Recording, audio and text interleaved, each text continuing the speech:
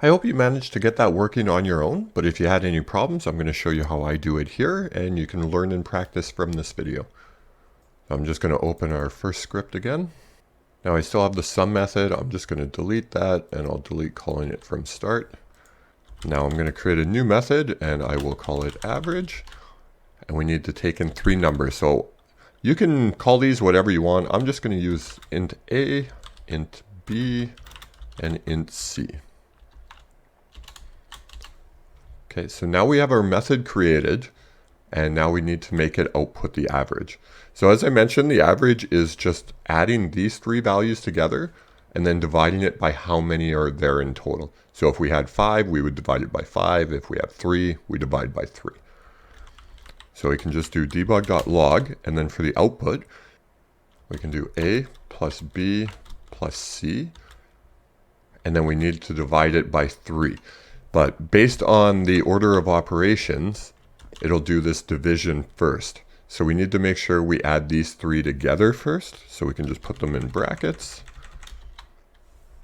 Okay, and now this should do everything we want. So I'm going to show you a few other ways you can do this here right away. But first, let's just test it out. So from start, let's call average. And just to make it easy for the first one, I want to make sure it's looking right. So if I pass in 5 3 times, it should output a 5.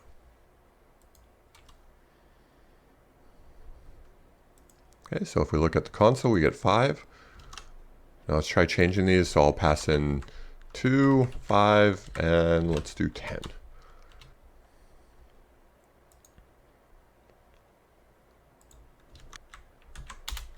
Okay, I'm just going to try another. We'll do 10, 5, and 10.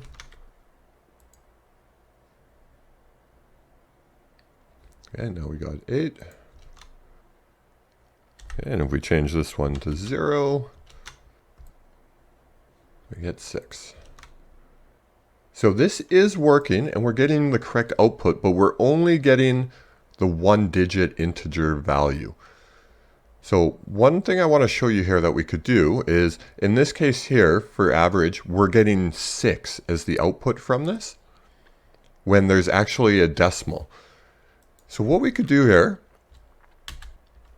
in our average method, so we're passing in these 3 integer values, what we can do is we can create another integer right in this method. So I'm going to create a new one. I'm going to call it sum. I'm going to make it equal to, or assigning the values into it, of A plus B plus C. So now, the one thing I want to make clear with this, just like these values here that we make as our parameters, these are only available inside of this average method, or whatever method you create them in. So we can't go to update, and we can't access sum. So we talked about that before, but if we had a value up here, a variable up here, say we did total, if I go into update, now I can access total. So this is something that's called scope, and we're going to ease into this gradually. If I give you too much information at once, it does get really confusing. So this is a common use for scope. If we create a variable up here, this is called a class variable. This means we can use it inside anything in our script. So if I go in start, I can access total. It's there. If I go in update, I can access total. If I go in average here, I can access total. But if I create one inside of a method, it's only accessed in here and anything in this method. So this is intentional. When you have a variable like this, if we're adding something up in this method of stuff that we pass into it, we only want that available in the method. We don't want to accidentally change it from somewhere else. So if you know you're going to be working with a variable in a method that you only need inside there, create it inside that method. There's no need to overcomplicate things and make it accessible from everywhere.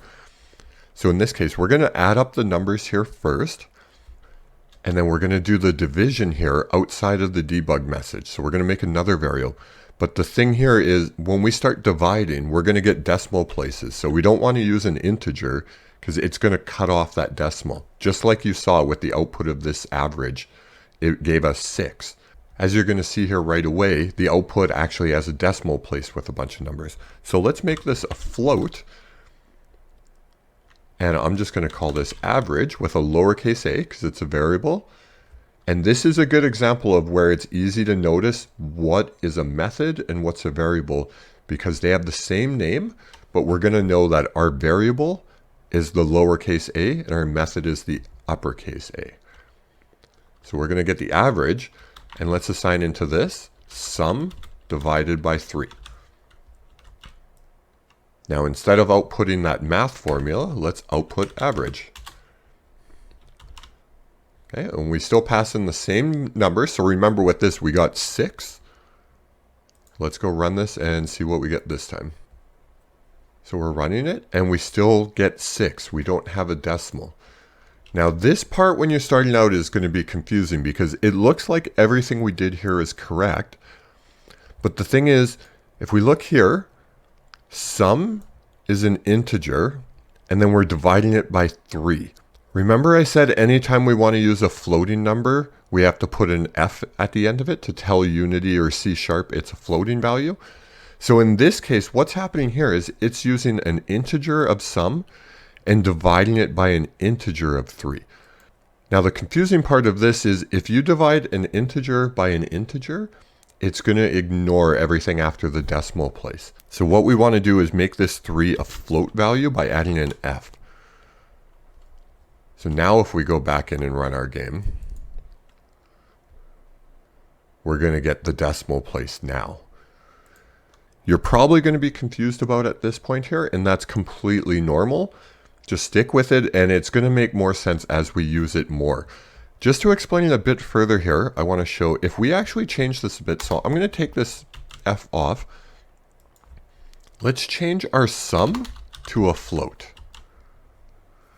So now sum is a float value, but we're still putting the same integers into it.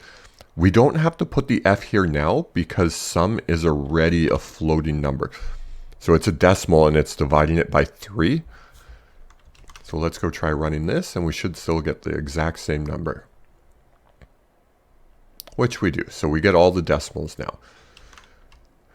Okay, so there's a few different ways you could solve this assignment and a bit of extra information for you, and I'll see you in the next video.